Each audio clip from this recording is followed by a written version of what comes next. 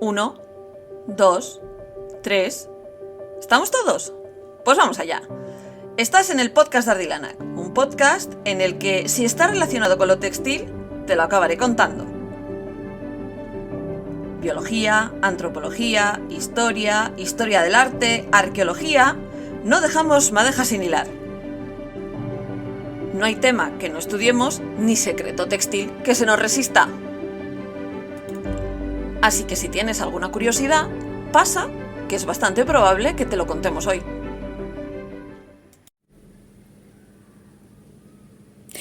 ¿Sabéis? Esos días, esas semanas que se os hace todo cuesta arriba, se os empiezan a estropear cosas, os dejan de funcionar otras, parece que tenéis al electroduende revolucionado, la hormona patas arriba, que bueno, ya sabéis que a mí mis hormonas me suelen hacer fosfatina cada vez que me pillan por banda. Bien, pues eso he sido yo las 2 últimas semanas intentando terminar de grabar el podcast. Me monté un mini estudio de grabación super guay en el taller, tal, no sé qué, le instalo Linux al ordenador, grabo una cosa, se graba súper bien. 3 días más tarde voy a grabar otra, me salta, ¿tienes que actualizar Ubuntu? Actualizo Ubuntu y me deja de funcionar el micro. Aquí estoy, grabando a la antigua, sin poder utilizar este micro tan chachi que tengo, lo tengo al lado para recordarme a mí misma que está muy bien el software libre, pero voy a tener que formatear y volver a pasar por el por el aro de Bill Gates y volver a poner Windows, porque hasta que no descubra por qué puñetas no funciona mi micrófono USB con Ubuntu. Así que si os encontráis que este podcast tiene el sonido un poco diferente o bastante peor que el de los últimos que habéis estado escuchando, es por eso. No he podido utilizar el micro. O sea, lo que había podido utilizar con el micro lo he tenido que regrabar porque además lo regrabé mal. Entonces es como... decir que me subo por las paredes es quedarse corto. Es eso, mayo ha pasado volando, está siendo una época un poco demasiado rápida en la que están pasando demasiadas cosas. Muchas de ellas son muy buenas y no me quiero quejar. Pero a veces sí que tengo momentos de, ay Dios mío, mi vida antes era más tranquila. Como ya sabréis, porque para cuando salga esto ya no queda ninguna entrada, por cuando estoy grabando esto, voy a hacer el taller de reciclatinte en Asturias, en casa de Laura de Mimosa Café Lanar, porque sí, o sea, porque era algo que habíamos hablado, yo creo que incluso antes de lo de Sevilla ya estábamos hablando de esto. Pero como Sevilla fue mi prueba de fuego, pues, y salió todo bien, pues ahora tengo más confianza a la hora de sacar mi queridísimo taller a la calle. No quedan entradas. Sé que hay gente que me dice, ¿y lo vas a volver a hacer y tal? A ver, no sé si lo volveré a hacer en casa de Laura, yo por mí encantada, ¿no? Pero sí que tengo intención de hacer el taller otras cuantas veces y iré avisando. Estoy intentando cerrar algunas cosas para septiembre. En verano no. O sea, en verano la única edición que va a haber es la de Laura porque necesito descansar. Pero en septiembre quiero hacer una y luego probablemente más hacia finales de noviembre, diciembre, intentaré hacerlo urbano. O sea, en una ciudad. No me voy a ir al monte a hacerlo porque la idea que tengo en septiembre tampoco es digamos, no es un circuito urbano de Fórmula 1 lo que quiero hacerle al taller. Pero como todavía no he terminado de cerrar los detalles, pues no os puedo contar mucho más al respecto. Lo de Laura sí. El problema es que las entradas volaron. O sea, las volaron. O sea, aluciné pepinillos. Ya aluciné muchísimo cuando se vendieron rápido en Sevilla y tuvimos de sacar una segunda edición, un segundo taller. Lo que no me esperaba es que fueran igual de rápido con Laura. No sé si es su poder de convocatoria o que os gusta mucho el taller y tenéis todos muchas ganas de hacerlo. Pero que sepáis que yo alucino pepinillos cada vez que pasa una cosa de estas. En otro orden de cosas, para los que no veis los directos de los lunes, Crimen y Ganchillo, ya tenemos libro, ya tenemos fecha, ya tenemos hora. Libro, Un cadáver en la biblioteca, vamos con Miss Marple otra vez. Y haremos el club de lectura el 24 de julio a las 5 de la tarde, barbacoa mediante y que a mí no me líen, porque las dos últimas, el problema de ser la moderadora es que me han pillado por banda. Una se me había olvidado por completo que era el cumpleaños de mi suegra y no hubo manera. Y la segunda me secuestraron por una barbacoa, aunque me prometieron que me dejaban a las 7 en casa, y efectivamente a las 7 yo estaba en casa y a las 7 pudimos hacerlo. Pero el 24 de julio, en principio, no me tengo que ir a ningún sitio ni nada por el estilo y debería de poder moderaros la discusión sobre esta novela de Agatha Christie. Es la única sesión que vamos a hacer en verano. Después de la de julio lo vamos a dejar para septiembre. En verano de Crimen y Ganchillo solo va a haber una sesión.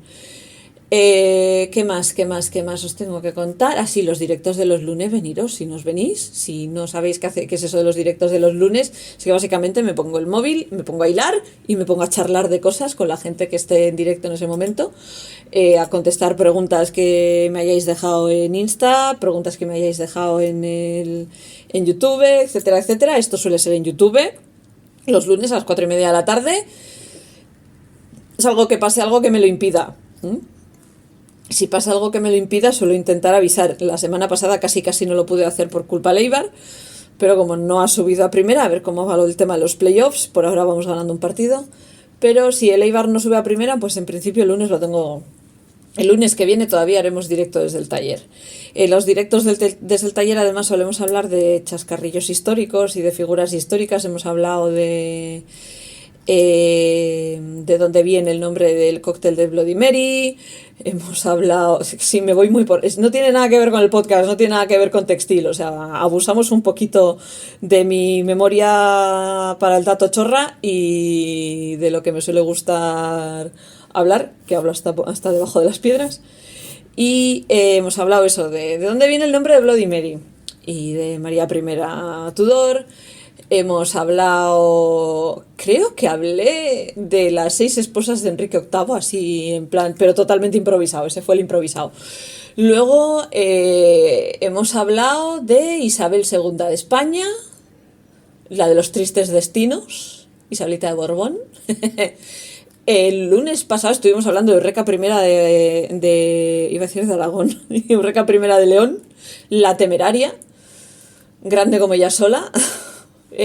Prácticamente olvidada por la historia durante una temporada larga, todo el mundo prefería a su segundo marido, pero a mí me fascinan los dos y ya os hablé de ella el lunes. Y eso, y hablamos de cosas así de historia, de cosas que me preguntáis. Me preguntaron sobre una fibra y justo era lo que ya tenía grabado y he tenido que regrabar. Que era la fibra de la que os voy a hablar hoy. Y hoy en el podcast, así para contaros de qué va, hoy en el podcast tenemos tres secciones. Os voy a hablar, por un lado, de el textil y el deporte, en la sección de historia. Por otro lado, os voy a hablar del tencel como fibra. Y por otro lado, vamos a hablar de un tono de rosa, del fucsia, y de dónde viene el nombre de fucsia.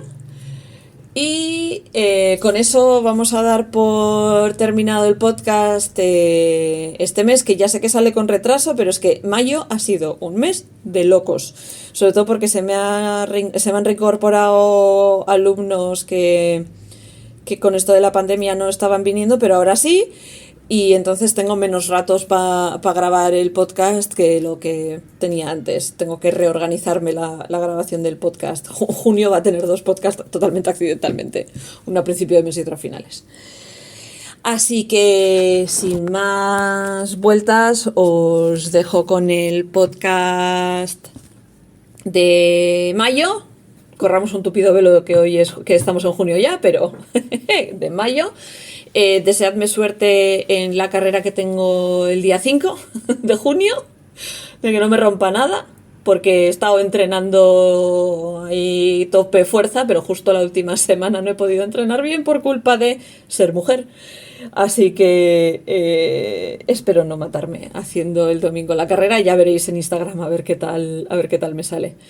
Y sin más, vamos a hablar de deporte, tetas, sujetadores y gente en pelotas.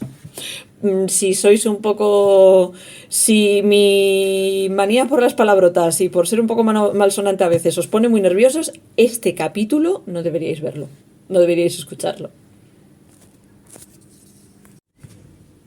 En la sección de historia este mes vamos a hablar de uno de mis hobbies.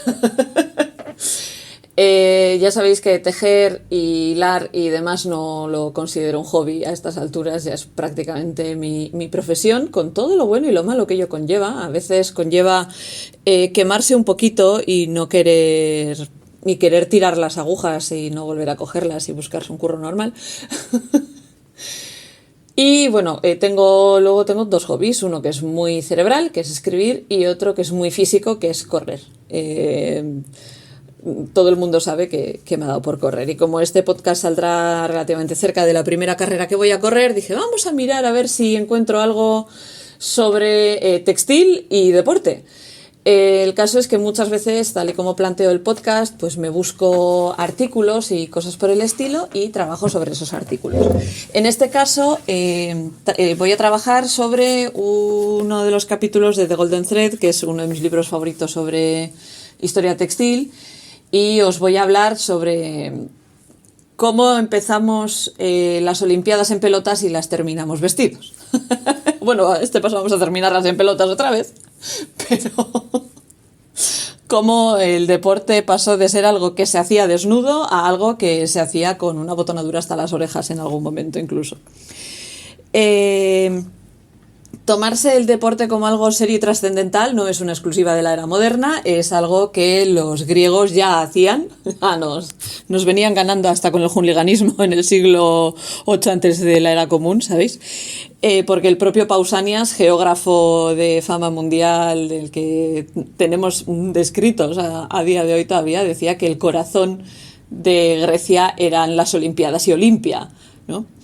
Las Olimpiadas, que como bien sabéis se solían celebrar cada 4 años, se celebraban en honor a Zeus y se celebraban en Olimpia. También es muy famosa lo que se conoce como la tregua olímpica, que son esa temporada antes de los Juegos Olímpicos y durante los Juegos Olímpicos, en los que se suspendían las guerras que estaban ocurriendo en Grecia para que la gente pudiese ir a ver estas Olimpiadas. Allí pues podían encontrarse con competiciones de correr a pie, de carreras de carros, lucha, lanzamiento a jabalina, etcétera, etcétera, y a los vencedores se les solía coronar con la archifamosa hoja de laurel y demás, y como ya os he dicho, todos los competidores competían desnudos. Yo supongo que los del carro no, pero que los que corrían desnudos, que la lucha era desnudos y el lanzamiento de jabalina probablemente también. Eso se sabe, o sea, porque a la que pegas una patada en una ruina griega y encuentras un vaso de cerámica, te encuentras unos tíos musculados, súper atléticos y súper repeinados haciendo lucha en pelotas, así, desnudos, como su madre los trajo al mundo. Porque, bueno, en griego, gimnos, que es la palabra es la raíz de la que luego derivan gimnasio y gimnasia, significa desnudo. Entonces, pues nos encontramos con esos cuerpos masculinos idealizados, haceros a la idea, idealizados, porque viva lo machista, y la vigorexia y la tanorexia, porque es que aquí le daban a todo, era el absoluto ideal físico que se suponía que representaban estos atletas olímpicos, ¿no?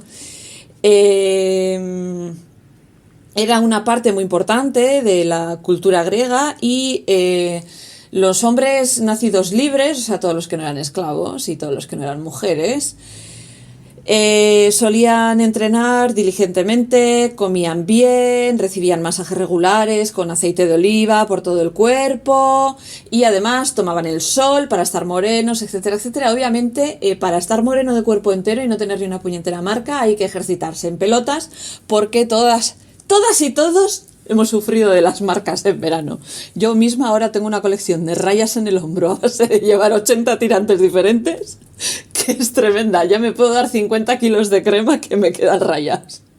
Parezco una cebra, en serio, totalmente en serio. Pues estos señores no me emulaban a mí y estos señores solían estar morenos de la raíz del pelo a los dedos de los pies. De hecho, se solía utilizar la palabra melampigos como alguien que tenía la parte de atrás bronceada, y con esto de parte de atrás, el libro que tengo yo está en inglés, entonces no sé si hace referencia a la espalda o al culo.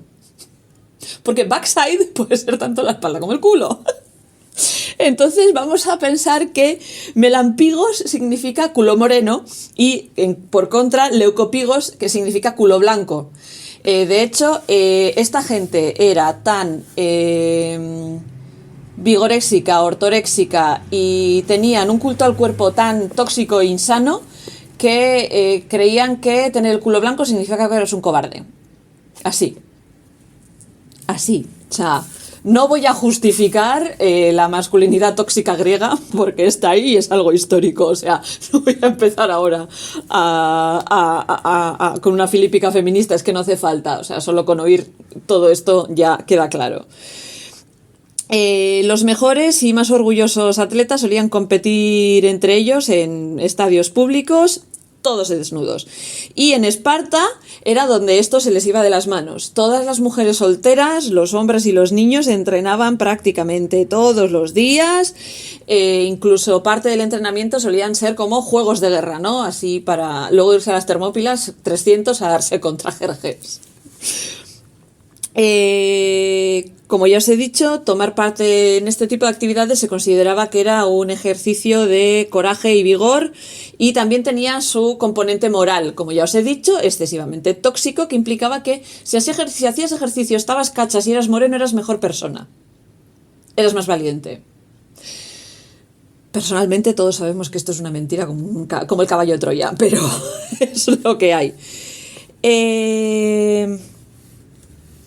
Los griegos, a pesar de todo este culto a la desnudez, pues eran perfectamente conscientes de que el resto del mundo, o sea, los extranjeros los miraban como si les faltase un tornillo, y que en muchas otras sociedades ejercitarse desnudos pues se consideraba algo que era inmoral, y de hecho los propios griegos le daban bastantes vueltas a esto que estamos haciendo no será un poco sexualmente degenerado, tal y demás. Tanto Platón como Tucídides mencionan que los extranjeros solían llevar una especie de taparrabos, ¿no?, para competir. Y de hecho, incluso en esta Grecia aparentemente tan liberal, la actividad física en desnudo solo estaba estrictamente reservada a ciertos miembros de los ciudadanos, y solo era aceptable en ciertos contextos, que eran el gimnasio y el estadio. O sea, fuera del gimnasio y del estadio no estaba bien visto andar en pelotas. Quizá en Esparta, pero el resto de Grecia no. Para competir había que ser nacido libre, y además aunque las mujeres solteras podían ver eventos deportivos, las mujeres casadas ya no. O sea, señora, al gineceo y usted ahí no sale. Incluso en Esparta, como ya os he dicho, donde las mujeres competían, no están del todo seguros, porque tampoco se han encontrado registros de que compitiesen del todo desnudas. Es más que probable que compitiesen con algún tipo de túnica corta.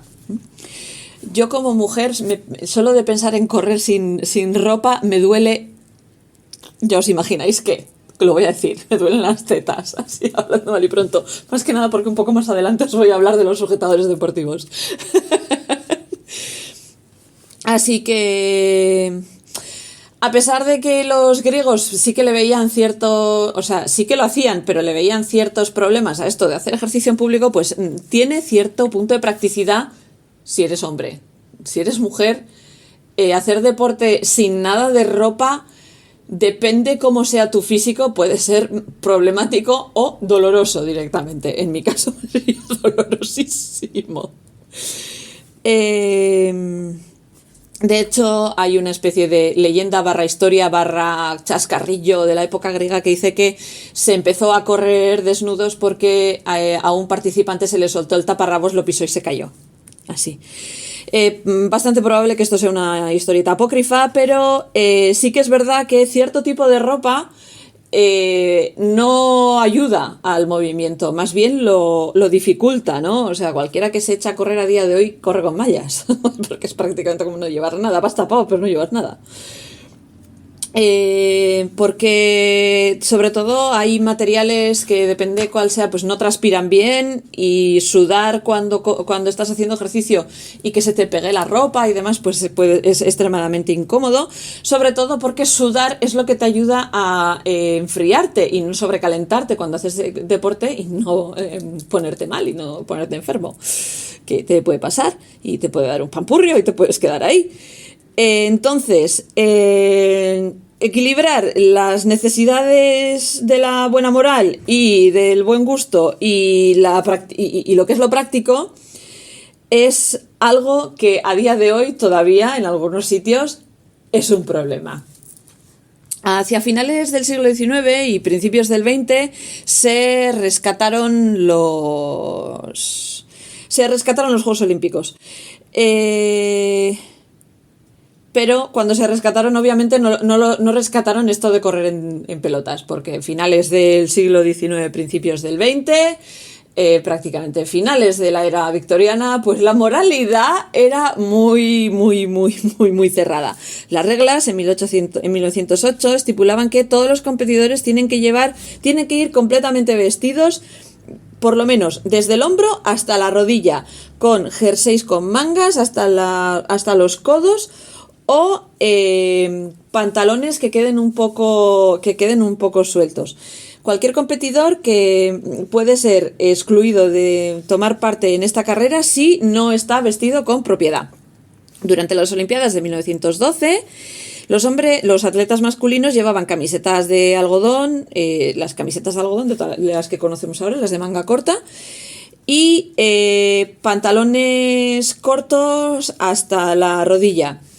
En términos de lo que es ir cubierto, digamos que lo que es la parte que va cubierta poco ha cambiado. O sea, porque hay deportes en los que sí que corren con más braga que pantalón, pero en muchos todavía lo de correr con camiseta y pantalón corto es algo que todavía se sigue haciendo y muchos lo hacen. Pero para las mujeres, el cantar era algo muy diferente. Muy, muy diferente. Primero, directamente, en las primeras Olimpiadas no pudieron participar las mujeres. En 1896 se dijeron a las mujeres que nanay. Y cuando por fin se les permitió tomar parte en ellas, tenían que hacerlo llevando una cantidad extraordinaria de ropa.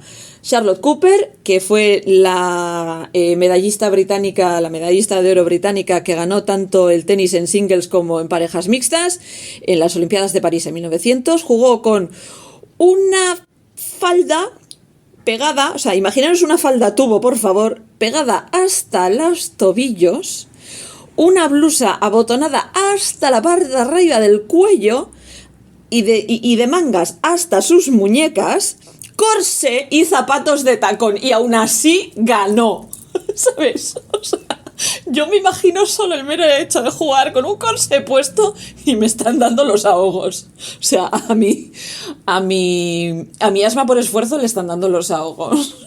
O sea, solo de pensarlo. Hay una buena cantidad de fotografías que sobreviven de las Olimpiadas de 1912 en Estocolmo, en las que salen mujeres que participaron y demás, y hay unas en concreto que son las de las mujeres que ganaron la natación en estilo libre, a las que les hicieron posar una y otra vez porque, claro, los trajes de baño que utilizaban en aquel momento no eran de licra, eran de tela y se pegaban muchísimo.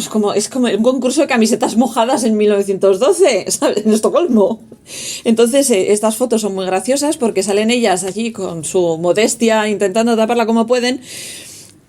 Y justo en casi todas las fotos, detrás de una de estas pobres mujeres en traje de baño, hay una mujer vestida con un traje de estos súper clásicos de la época, de esa época, porque no penséis en las flappers todavía, tapada hasta del cuello al suelo y hasta las muñecas y demás, poniendo cara de pocos amigos al que estaba sacando fotos. Digamos que este intenso foco en la modestia significaba que la tecnología para que las mujeres necesitábamos un tipo de tecnología muy específica para nuestras prendas deportivas, ¿no? Y en concreto para la prenda deportiva más importante para la práctica del deporte de una mujer, porque puedes ponerte cualquier pantalón, puedes ponerte cualquier camiseta, pero como te pongas a hacer deporte con cualquier sujetador, sufres. Así, hablando mal y pronto. Y de la misma manera que cuando os hablé del espacio hablamos de Playtex, ahora vamos a hablar de sujetadores un rato. Obviamente la necesidad de crear sujetadores deportivos fue algo que era obvio, porque si tienes tetas, si tienes pecho y te pones a saltar, pues las tetas saltan, ¿vale? Y duele. Pero cuando corres es peor, o sea, porque el movimiento es mucho más continuo y es un movimiento como semicircular. No sé cómo describirlo. Yo solo sé que cuando empiezo a correr los primeros 10 metros hasta que mi sujetador hace su trabajo, lo puedo llegar a pasar mal. Antes de 1977, digamos que las deportistas hacían lo que podían, porque no existían los sujetadores deportivos. Algunas lo que solían hacer era coger sujetadores normales y reforzarlos con cinta aislante, otras ponían un sujetador encima de otro, pero hace unos 40 años, y yo tengo 42, señores, que esto es de cuando yo nací, 3 mujeres, en cuanto el footing se empezó a poner de moda, 3 mujeres de la Universidad de Vermont llegaron a... tuvieron una idea muy interesante. Cogieron 2 protectores de entrepierna masculina, es que no sé cómo traducir jockstrap a castellano, y lo que hicieron fue coserlos. Al prototipo le llamaban jock bra, que luego se acabó llamando jog bra. Obviamente no le iban a poner el mismo, no, es que no iban a decirles a los hombres de dónde habían sacado la idea, pero básicamente así es como nació el sujetador deportivo, cogiendo unos calzoncillos especiales de deporte de hombre y cosiéndolos juntos. La resistencia tanto a los sujetadores deportivos, a que las mujeres hicieran ejercicio y que las tetas tuvieran un mínimo de presencia pública, siguió existiendo. En 1984, ¿sabes? Joan Benoit fue la primera mujer que ganó el maratón en la historia de las Olimpiadas, y su camiseta se movió y quedó a la vista el tirante blanco de su sujetador deportivo.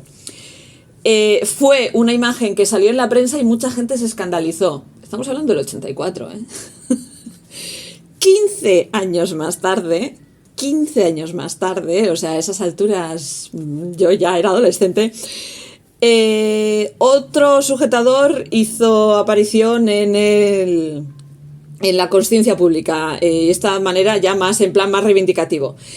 En la Copa de Fútbol de la FIFA, la final entre China y América, Brandi Chastain, cuando metió el penalti que les dio la victoria, celebró de la manera en la que celebran los hombres, que es subiéndose la camiseta por encima de la cabeza. Obviamente se quitó la camiseta, se tiró de rodillas con ambos puños elevados al cielo y en sujetador, ahí, su sujetador, a la vista de todo el mundo. Pues digamos que el sujetador deportivo de nylon de Brandi Chastain fue portada de Newsweek y de Sports Illustrated. Y estamos hablando del 1999. Eso es anteayer. Bueno, en España ya hacíamos topless para esa época, porque yo esa época ya tenía 19 años y yo hacía topless y igual no nos escandalizaba tanto. Pero me paro a pensar en este tipo de cosas y es verdad que en el deporte lo de enseñar cacha sí, pero enseñar teta no. O sea, es algo que me resulta curioso. Durante las siguientes décadas, pues obviamente las actitudes hacia el cuerpo pues han evolucionado, ¿no? Y la ropa que se utiliza durante los eventos deportivos también. Cada vez se ajustan más a la forma y siempre hay una especie de renegociación, porque parece ser que nos hemos ido al extremo contrario, ¿no? O sea, pensad en las polémicas que suele haber a día de hoy en las Olimpiadas con los equipos de voleibol femenino, voleibol playa femenino, cuando dicen que ellas no quieren jugar en bikini, que quieren jugar con pantalón corto y camiseta de tirantes como los chicos. Y federaciones que les obligan a jugar en bikini. En las últimas Olimpiadas anduvimos dándole vueltas a esto 80.000 veces, y digo yo, a mí no me parece un exceso de modestia querer jugar con una camiseta de tirantes y unos pantalones cortos. Yo cuando salgo a correr voy con una camiseta de tirantes, ahora que hace calor, ¿sabes? O sea, yo creo que cada uno debería de tener derecho a enseñar tanto o tan poco como quisiera, ¿no? También pensad en las tenistas, todo lo que se suele criticar a Venus y Serena Williams por los modelitos que llevan, etcétera, etcétera, ¿no? Que a veces da la sensación de que las critican más y les vigilan más la ropa que llevan que el deporte que practican. A mí me da la sensación de que a los hombres se les da muchísimo menos por saco, a los deportistas masculinos se les da muchísimo menos por saco con lo que llevan que a las deportistas femeninas. Es mi parecer, y me parece que si nos ponemos a mirar, probablemente nos encontremos más titulares de periódicos hablando de lo que lleva mira lo que lleva esta deportista que va enseñando medio culo, a mira lo apretado que va el mono de correr de Usain Bolt. Fijaros la próxima vez. Yo igual porque me suelo fijar en este tipo de cosas, pero fijaros en este tipo de cosas.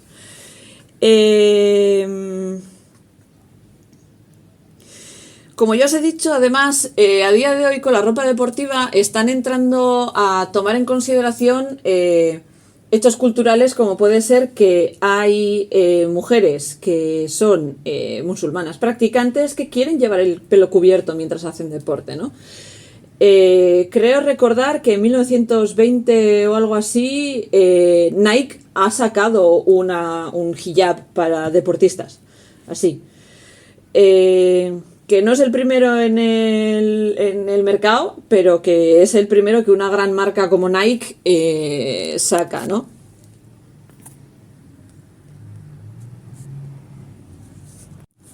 Y a día de hoy es innegable la invisible influencia que tiene, cuando digo invisible es porque no la ves a primera vista, pero la absoluta influencia que tiene el material textil con el que se hacen las ropas de deporte respecto a cómo eran antaño, ¿no? Por poner un ejemplo, Alexander McRae, un escocés que emigró a Australia en 1910, lanzó por primera vez un traje de baño que no era de lana, y con él nació la marca Speedo en 1928. A día de hoy nos parece totalmente inconcebible ponerte a nadar con un traje de baño hecho de lana, porque pesa, llega un momento en el que ha absorbido tanta agua que pesa más. Y es bastante probable que por culpa de ese límite de absorción que tiene la lana puede absorber hasta el 60%, creo, de su peso en agua antes de que empieces a notar el peso, pero una vez chupa todo el agua que tiene que chupar, pesa. Os lo digo yo, que cuando tengo que teñir madejas, o sea, es como hay veces que como me venga muy arriba es como ir al gimnasio. El caso es que también no mantendría la forma ese traje de baño de lana y se deformaría, y para nadar, por ejemplo, pues sería muy, muy, muy incómodo.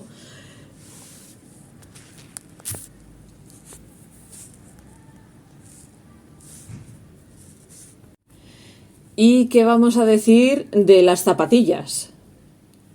Si a día de hoy os da por hacer deporte de manera un poquito aficionado tirando por arriba, comprarte unas zapatillas de correr, necesitas un máster. Va totalmente en serio. Yo mis primeras zapatillas de correr me las debí de comprar bien por casualidad, no lo entiendo de otra manera. Yo creo que me las compré y dije, mira, unas Adidas rosas para mí. Pues rosas, tienen el talón naranja, rosa, fucsia, es un color muy raro. Pero las compré bien por casualidad, porque ahora estoy intentando comprarme unas nuevas y no entiendo nada. Necesitas un máster para comprarte unas zapatillas para correr a día de hoy. que si el material de dentro, que si el material de la suela, que si el drop, que si tal, que si no sé cuál, que si duras, que si blandas. Digo, a mí dame unas que corran. Si corren por mí, mejor todavía. Pero que corran.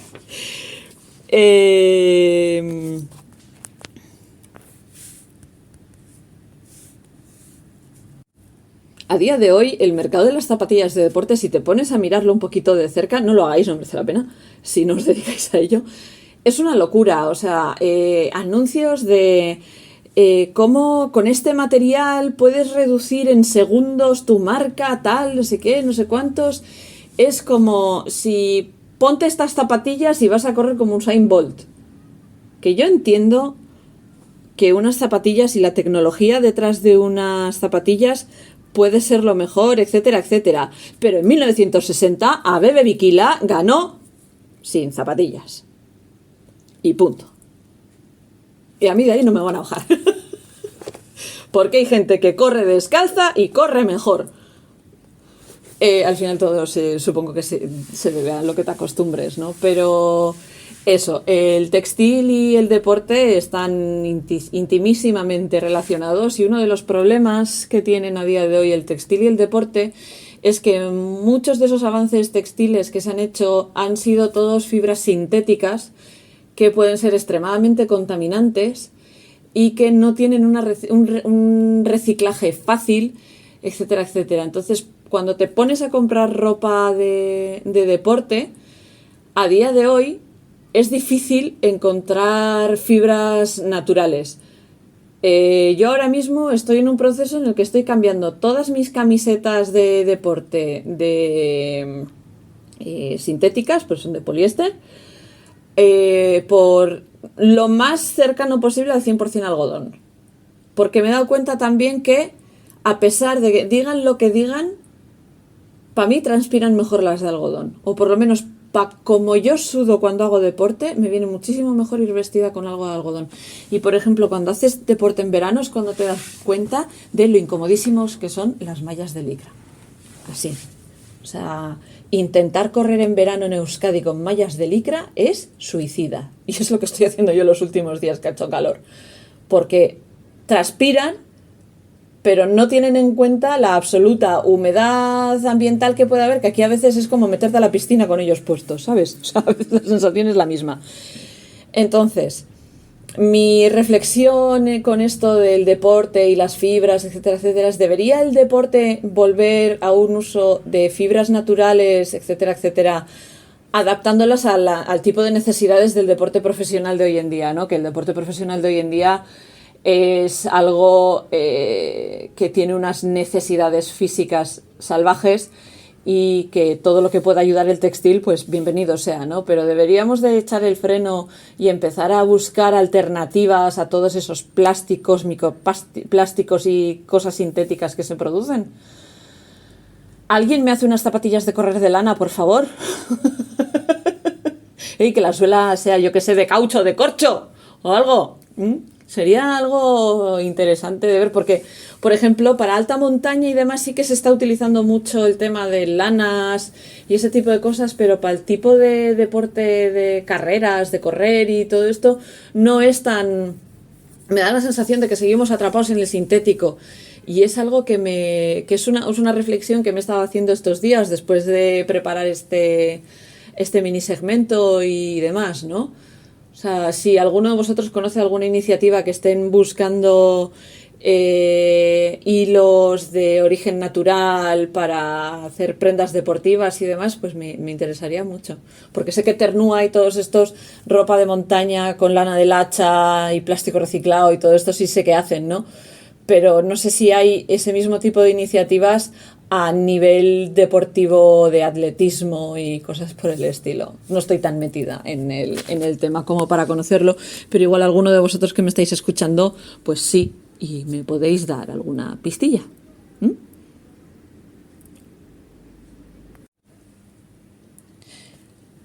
Ya sabéis que la sección de bichos y pelos esta semana no tiene ni bichos ni pelos. Bueno, supongo que algún bicho o algún pelo ya caerán dentro del proceso donde lo estén haciendo, pero La fibra de la que vamos a hablar hoy no tiene ni bichos ni pelos. Vamos a hablar de un tipo de concreto de una fibra semisintética. Vamos a hablar sobre el tencel o liocel, que es un tipo del rayón. El rayón, que como sabéis es una fibra semisintética hecha a partir de fuentes naturales de celulosa regenerada, que pueden ser cualquier tipo de madera y demás productos agrícolas relacionados. Si alguno de vosotros ha tenido entre manos la fibra a la que llaman de rosal, es este tipo de fibra. Tiene la misma estructura molecular que la celulosa y también la pueden llamar viscosa. O sea, de hecho, el tencel es un tipo de viscosa, que suele ser creo que la diferencia suele ser de dónde procede la celulosa que se utiliza. Hay muchos tipos y grados de fibras de viscosa y algunas imitan la sensación y la textura de fibras naturales como la seda. Pueden llegar a imitar a la lana, el algodón y el lino. En mi experiencia, el tencel en mano a mí me suele recordar más a la seda.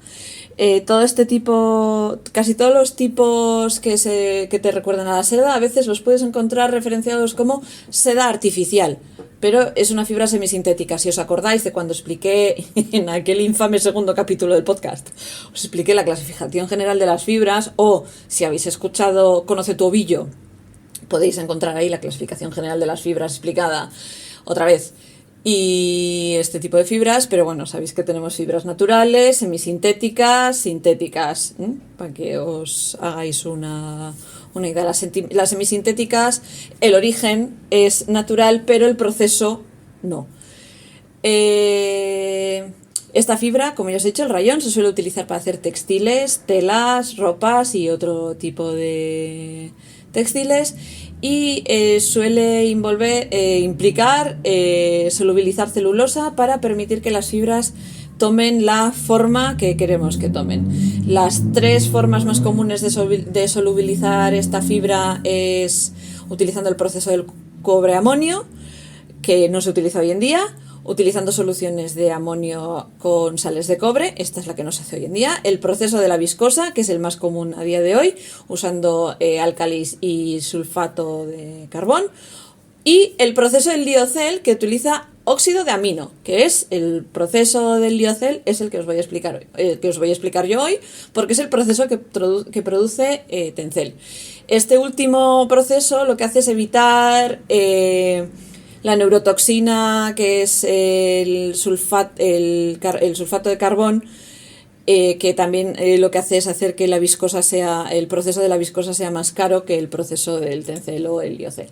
Como ya os he dicho, el liocel es una marca registrada, se me registró como marca en 1982 con el nombre de tencel, y es una forma del rayón. Consiste en celulosa de fibra hecha disolviendo pulpa, hasta donde yo recuerdo, pulpa de árboles, y muchos de los de hoy en día se hacen utilizando eucaliptos. Y luego lo que se hace es disolver esta pulpa y luego se reconstituye utilizando un tipo de hilado que se llama dry jet spinning, que, o sea, solo por el nombre ya mola a mí. La fibra suele utilizarse para hacer textiles, desde ropa a otro montón de propósitos textiles diferentes, y a diferencia de otros tipos del rayón que se hacen con el proceso de la viscosa, la producción del liocel no utiliza, como ya os he dicho, el disulfato de carbón. No sé si lo estoy diciendo bien, ahora es cuando aparece mi cuñado el químico y mi padre el químico por detrás y me pagan una colleja por no haber mirado la traducción en castellano de carbón disulfide. Perdona.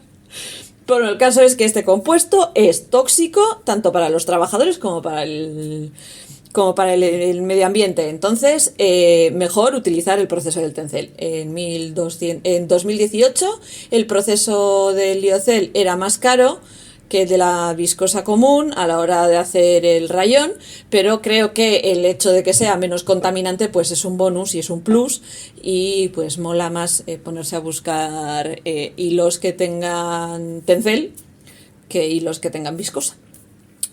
Como ya os he dicho, el liocel es una marca registrada que ya está generalizada y que se utiliza para referirse al proceso de hacer este tipo de celulosas. La Comisión Federal de Comercio de Estados Unidos define el liocel como una fibra compuesta de celulosa precipitada para formar una solución orgánica en la que no se hace una sustitución de los grupos hidroxílicos y no se producen intermediarios químicos, o sea, y no se forman intermediarios químicos. Ahí, definición total. Se suele clasificar como fibra y dentro de una subcategoría del rayón, que creo que os lo he dicho ya 80 veces y tenéis que estar hasta el moño. Otros nombres de esta trademark que os podéis encontrar las fibras del liocel son Lenzing Lyocell, Newcell, Seacell, que no Sisal, que no es lo mismo. Y hasta donde yo sé, el que es Seacell, o sea, Seacell, esa se hace con algas. Esa tiene un porcentaje de algas. Esa mola mil. Y luego también hay una compañía que lo vende con el nombre de Excel, sí, como el programa. Como ya os he dicho, el desarrollo del Tencel estuvo motivado por preocupaciones con el medio ambiente, y los investigadores que lo buscaban, lo que querían era manufacturar rayón de una manera que fuera menos dañina para el medio ambiente que el método con el que se crea la viscosa. El proceso del liocel se desarrolló en 1972 por un equipo de una empresa que ya hoy en día no existe, que era American Enca, que era de Enca, North Carolina, en Carolina del Norte. En 2003, la Asociación Americana de Químicos Textiles y Coloristas dio el premio a Neil E. Franks por la invención del liocel. En 1966 y 1968, de L. Johnson, de Eastman Kodak, sí, los de las películas de fotografía. Y la primera mujer de Paul McCartney era Linda Eastman. Datos absurdos que te ayudan a ganar en el Trivial. En 1960 Eastman Kodak andaba estudiando este tipo de soluciones, y en la década de los 69 al 79 fue American Enca la que intentó comercializar el proceso sin éxito alguno. El nombre que utilizaba Enca para esta fibra que estaban ellos intentando comercializar y desarrollar era Newcell, y digamos que lo intentaron hacer con varios programas piloto, pero tuvieron que parar y ninguno siguió para adelante. El proceso básico de disolver celulosa fue en este compuesto de NMMO, que significa, y esto va en inglés y me vais a perdonar, N-metilmorfoline N-oxide. O sea, no me pidáis que lo diga en castellano, por favor. Que todo lo que tiene que ver con química suelo pedirle sopitas a mi padre y a mi cuñado, y ninguno de los dos está en Eibar ahora mismo, así que no puedo pedir sopitas para que me explique cómo funciona esto. El caso es que este proceso se describe por primera vez en 1981, una patente de McCorsley para Azcona Incorporated. En 1980 la patente licenciada de Azco, se patenta este proceso, y la fibra fue desarrollada por Courtauld Fibers con el nombre de Tencel en los 80. En 1982 se hizo una planta piloto que llegaba a hacer 100 kilos por semana en Coventry, UK, en Gran Bretaña. Y la producción fue aumentando, se aumentó por 10, una tonelada a la semana en 1984. En 1988 ya estaban a 25 toneladas a la semana, y ya era una producción semicomercial que se había abierto en Grimsby, en UK, como planta piloto. El proceso al principio se comercializó utilizando las factorías de Courtauld en Mobile, Alabama, y Grimsby, de las que ya os he hablado, y en enero de 1993 se crea la planta Mobile Tencel, que llega a sus máximos niveles de producción de 20.000 toneladas al año. habiendo invertido 100 millones de libras y 10 años de desarrollo para desarrollar y comercializar la fibra de Tencel. Las ganancias de Tencel en 1993 se estimaron en alrededor de 50 millones de libras y se planificó una segunda planta en Mobile. Para 2004 la producción se había cuadriplicado a 80.000 toneladas al año. Lenzing, que es otra de las empresas que trabajaba con el Lyocell, empieza su planta piloto en 1990 y la producción comercial en 1997. Y haciendo 12 toneladas métricas al año en la planta que tenían en, no me hagáis pronunciar este pueblo, Austria. Es que no lo... Heiligenkreuz. Lo vamos a dejar ahí porque tiene un par de letras más por detrás y no me sale. Digamos que esta fábrica la estaban poniendo en marcha, pero en 2013, cuando estaban produciendo 20.000 toneladas al año, hubo una explosión en la fábrica, pero para 2004 ya estaban produciendo 40.000 toneladas métricas y hubo una disputa de patentes entre Courtauld y Lenzing por ver quién tenía la patente del Tencel, ¿no? En 1998, como ya os he dicho, Courtauld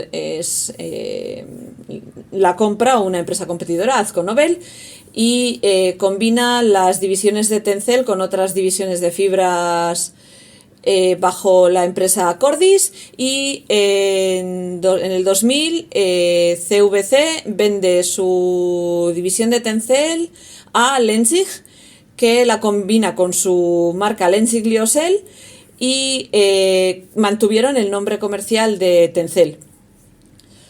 Es el Lenzing Lyocell la que luego compra las empresas que os he dicho antes en Mobile y en Grimsby, y para 2015 era el mayor productor de Tencel mundial, produciendo 130.000 toneladas métricas al año.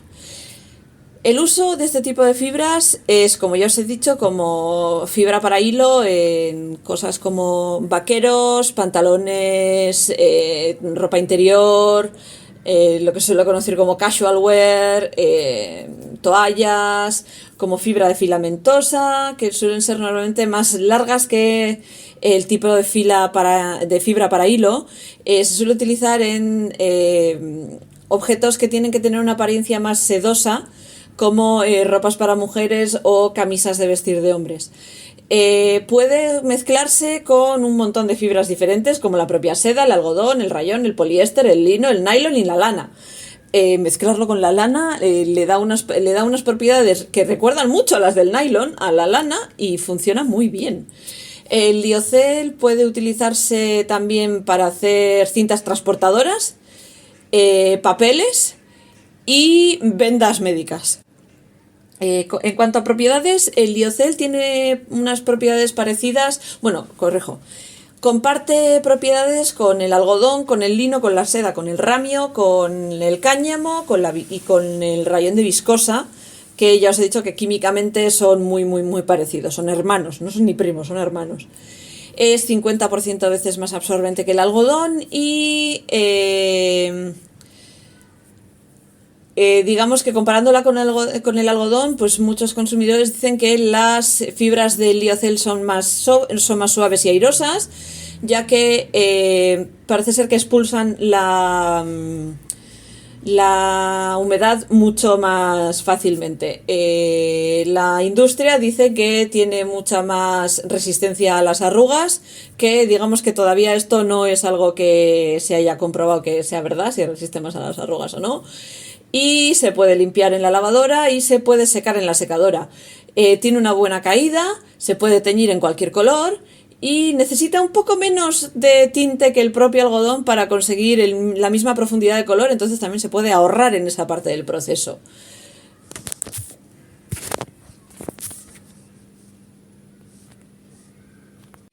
Voy a intentar explicaros el proceso lo más sencillamente posible.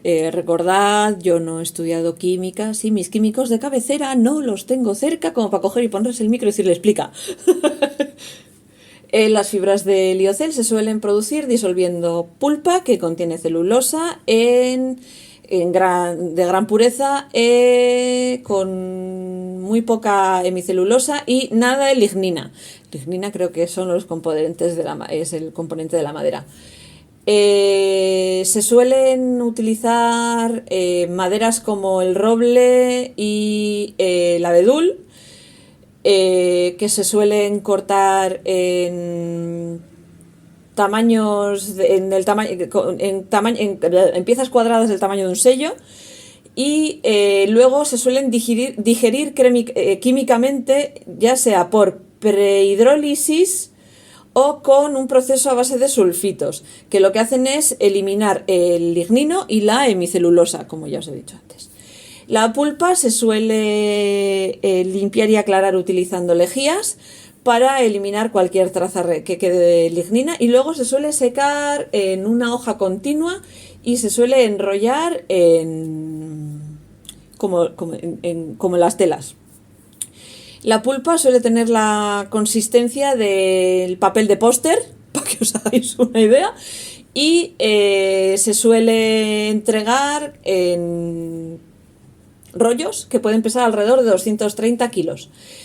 Estos rollos de pulpa se suelen romper en cuadraditos de 1 pulgada y se suelen disolver en este NMMO que os he dicho antes, de N-metilmorfolina N-óxido, haciendo un tipo de solución a la que le suelen llamar dope, que significa droga. En concreto, dope se suele utilizar para la cocaína. Es una pasta parecida a la previa de la cocaína. En fin, estos químicos y su humor. La celulosa, esta solución de celulosa filtrada, solución de celulosa, se me atasca en la boca. Y se suele lanzar por espineretes, que es como el mismo tipo de mecanismo que utilizan las arañas para hacer hilo. Eso.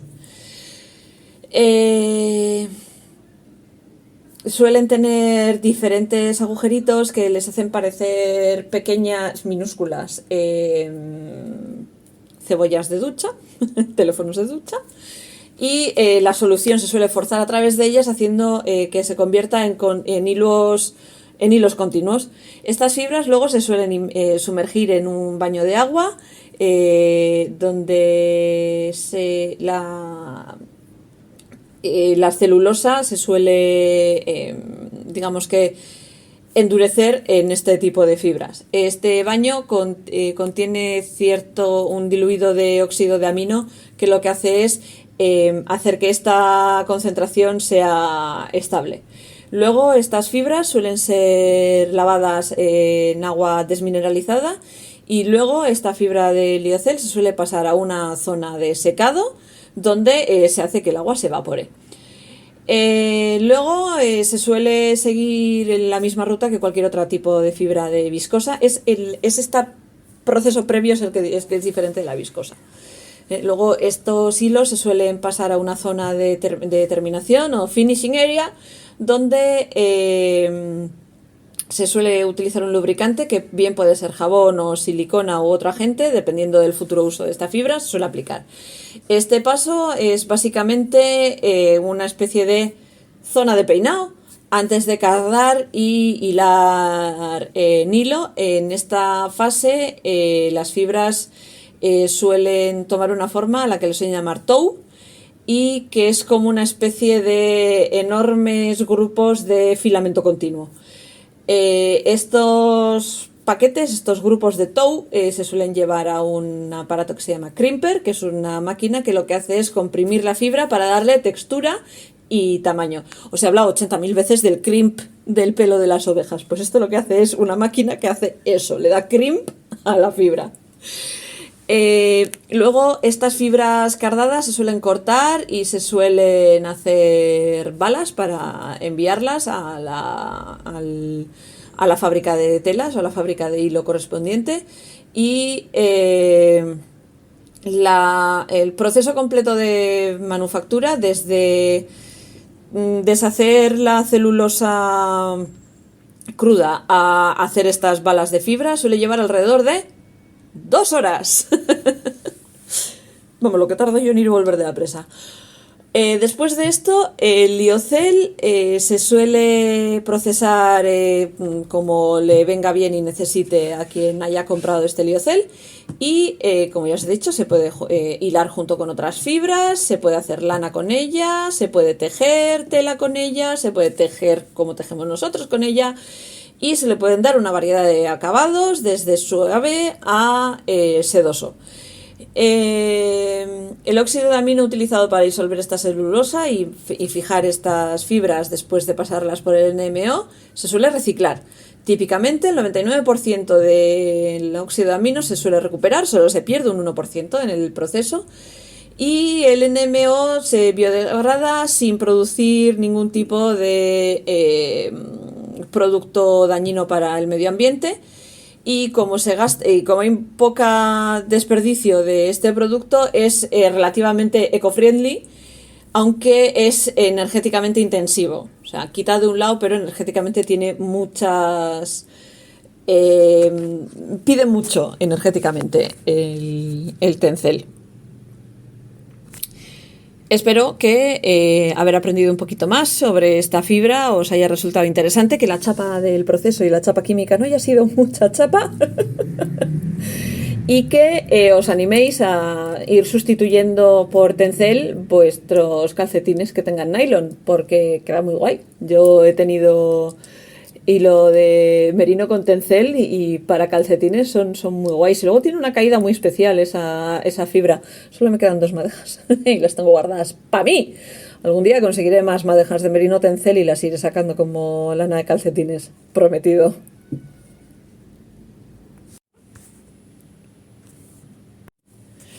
La sección de colorín colorado de esta semana va de flores. Como ya sabéis, de no tener ni una planta en casa a tener un boom botánico, me fue un verano. Y como va a ser prácticamente un año que empecé a tener plantas en casa y le está dando vueltas y digo, pues vamos a hablar de un color que tenga que ver con alguna de estas plantas, ¿no? Así como hablamos de una fibra que es de origen vegetal, pues vamos a hablar también de un color que es de origen vegetal. No estamos hablando de tintes, ¿eh? O sea, cuando digo de origen vegetal es que el nombre se lo da una flor. Estamos hablando concretamente del fucsia, que es un tono de rosa que puede ser como una especie de bofetada en forma de color. Depende de lo mucho o lo poco que te guste el mismo, ¿no? Como ya sabéis, es uno de los muchos colores que le debe su nombre a una flor o a una planta, pues como la violeta, ¿no? Y aunque las flores de la planta de la fucsia, que es que algunos españoles los conoceréis como pendientes de la reina, tienen un montón de colorines. O sea, si os habéis fijado alguna vez en la planta, la más común probablemente sea la que tiene este color, pero luego hay otras que tienen unos colores, unas combinaciones de color de rosa vivo con violeta claro, azulado, moradas. Las de mi suegra quiero recordar que son rosas y moradas. Tiene varios tipos diferentes. O sea, tendría que echar un vistazo a cuál de todos los tipos tiene mi suegra. Tiene varios tipos diferentes, pero yo juraría que la clásica es una de ellas. El caso es que la historia detrás del nombre de esta planta, del nombre de fucsia, es una historia de amor hacia la botánica. Hipócrates, que nació alrededor del 460 antes de la era común en la isla de Kos, es quizás una de las primeras personas que mostraron interés por lo que es la flora, ¿no? Su estudio estaba relacionado con su práctica de la medicina. Los que os suene Hipócrates os sonará igual por el juramento hipocrático. Los que os dediquéis a la medicina y demás os sonará de eso. Pero bueno, el caso es que la práctica de Hipócrates estaba relacionada con lo que es la medicina, ¿no? Muchas plantas se podían utilizar para tratar enfermedades o para causarlas.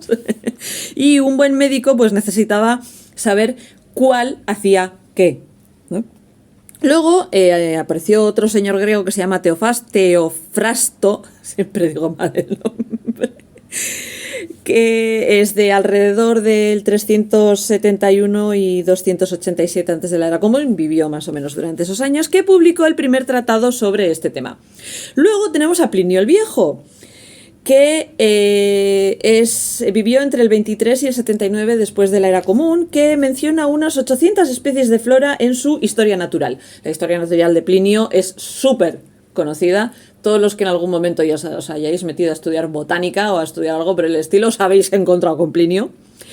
Y el filósofo persa Avicena, que también fue científico y autor prodigioso, que llegó a escribir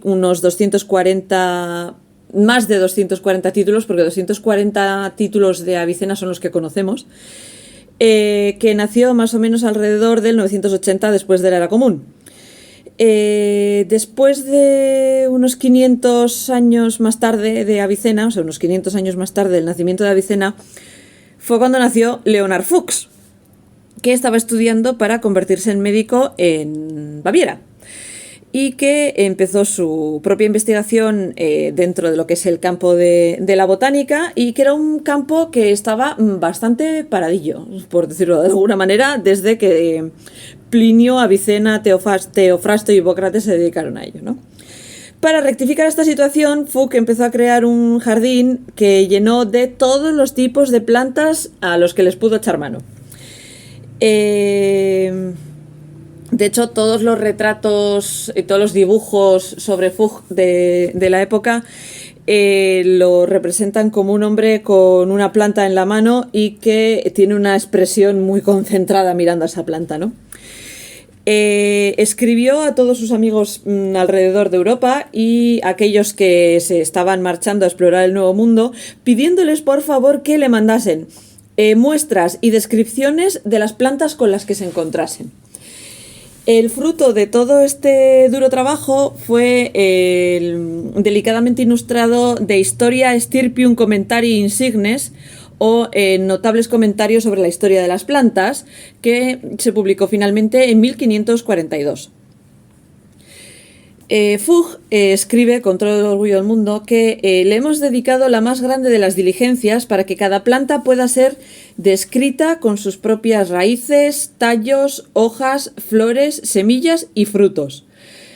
3 artistas trabajaron en las 512 imágenes de este libro, y en total en este libro se encuentran descritas 400 plantas salvajes y 100 cultivadas, incluyendo descripciones de especies del Nuevo Mundo que algunos europeos nunca habían visto anteriormente, como el pimiento de Chile, los pimientos picantes, a los que les dio el nombre de gran vaina, perdón.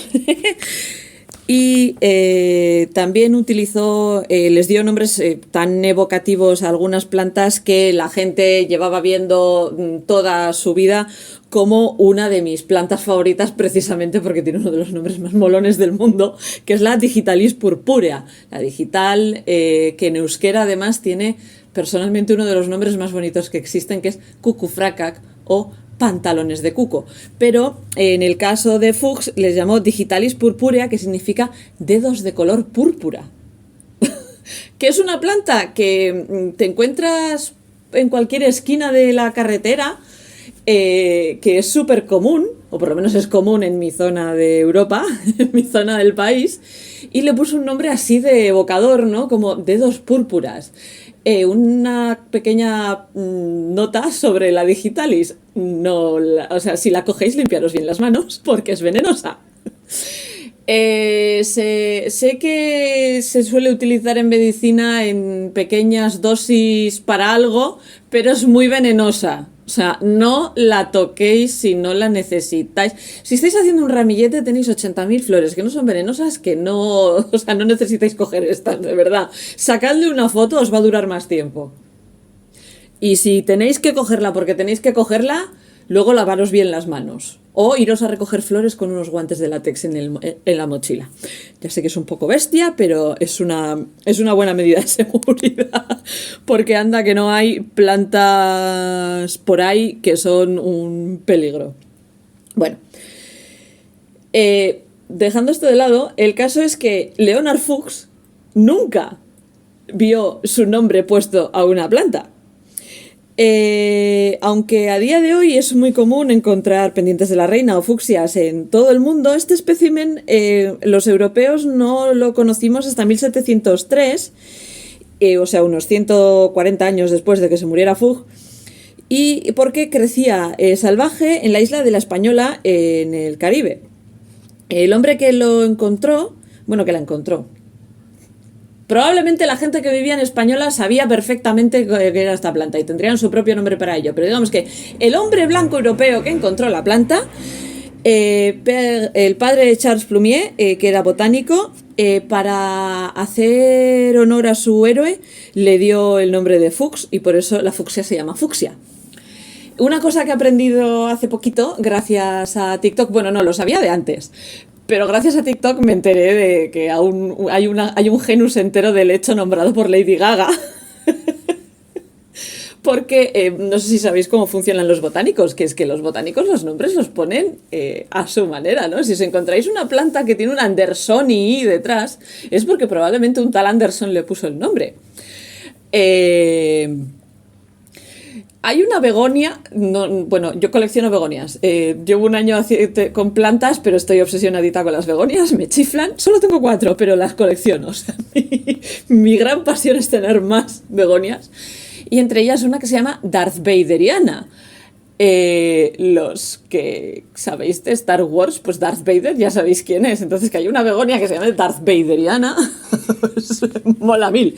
Entonces, con este pequeño segmento del podcast lo que me apetece hacer es que cojáis la misma Wikipedia, me da igual, y os pongáis a mirar nombres de plantas, o si tenéis plantas, nombres de plantas que tenéis alrededor, y a ver si podéis descubrir de dónde viene el sufijo. Pues muchas tienen nombre y apellido en latín. Digitalis purpurea. A ver, alguna otra más. Mi begonia Darth Vaderiana. Los gagas, que son un tipo de helechos, creo que había uno que era Gaga Pauper Monsteri, pero no estoy segura de que es así, de Little Monster. Y otros eran Gaga Germanota o Gaga Germanotti. Germanota es el apellido de Lady Gaga, por si no sois fans. Pero así hay mogollón. No solo con las plantas, con arañas también. Me suena que hay alguna araña por ahí que tiene algún nombre basado en Juego de Tronos y cosas por el estilo. Pero es eso, o sea, salid al jardín o salid a pasear un poquito. Si no sabéis de plantas, hay una aplicación que se llama PlantNet, que creo que ya la he mencionado alguna vez en el podcast. PlantNet, o sea, PLANTNET, o sea, esa N mayúscula. La buscáis como aplicación y es genial porque tú pones la aplicación, le sacas una foto a la planta que tengas delante y le pides que te lo identifique según qué parte de la planta le has sacado la foto. Y pueden ser las flores, la corteza, porque hay algunas que tienen cortezas que son mucho más características que lo que pueden ser las hojas o las flores, ¿no? Me estoy acordando de las ceibas. Le sacáis una foto y le dais a PlantNet os puede sugerir varias, os va a decir el porcentaje de posibilidades de que sea una u otra, ¿no? Y vosotros cogéis y decidís cuál es. Si le dais ahí, os puede llevar directamente al artículo de la Wikipedia de la planta y podéis echarle un ojo pues al nombre y todo eso, y podéis entreteneros un rato aprendiendo de dónde vienen los nombres científicos de las plantas, que es algo muy curioso.